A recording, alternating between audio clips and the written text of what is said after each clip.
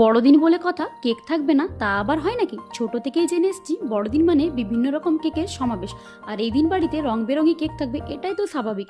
এই হলো আমাদের বাড়ির লিটিল লেডি সান্টা। আমাদের প্রত্যেকের জীবনেই একজন করে প্রকৃত সান্টা থাকে, যা আমাদের সব ইচ্ছা পূরণ করে। আমাদের প্রকৃত সান্টা হলো ধীতির বাবা। দুপুরবেলা লাঞ্চের ইনভিটেশন ছিল ঠাকুর বাড়িতে প্রসাদ খেতে যাওয়ার জন্য। মা মেয়ে কেক খাওয়ার পর চলে গেছিলাম পরিবারের সকলে মিলে ঠাকুর বাড়িতে প্রসাদ খাওয়ার উদ্দেশ্যে। ঠাকুর বাড়িতে রাধারমণের দর্শন আর প্রণামের সাথে সাথেও সকলের কাছে আদর খেয়ে ধীতি আর আমি চলে গেছিলাম প্রসাদ পাওয়ার জন্য। খাবার খেতে বসেও তার হাজারো প্রশ্ন, আর এই হাজারো প্রশ্নের মাঝে এসে দেখি আমাদের খাবারের থালায় প্রসাদ এসে কিন্তু হাজির। এর মধ্যে তার আবদার হলো নিজের হাতে প্রসাদ খাবে। বাড়ি এসে মুখ ভারের কারণ জানতে চাইলে জানতে পারি বন্ধুদের সাথে খেলার ইচ্ছা হয়েছে। মায়ের কাছে অনুমতি পাওয়া মাত্র দেড় দৌড়। কি খেলবে?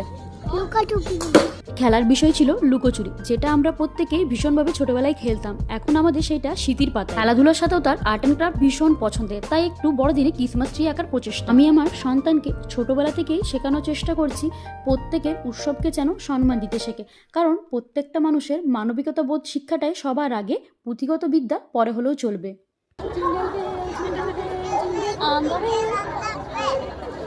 সন্ধেবেলায় চার্চের চারিদিকে দৃশ্য দেখে তার আর কোনো রকমভাবে বাড়ি আসার ইচ্ছে ছিল না। সবশেষে বুঝিয়ে এই একটা গিফট পেয়ে সে বাড়ি ফিরে এসছে। 25/12/25 এই মিনি ব্লগটি কেমন লাগলো আপনাদের অবশ্যই জানাবেন কিন্তু, আর আমাদের পাশে থাকবেন।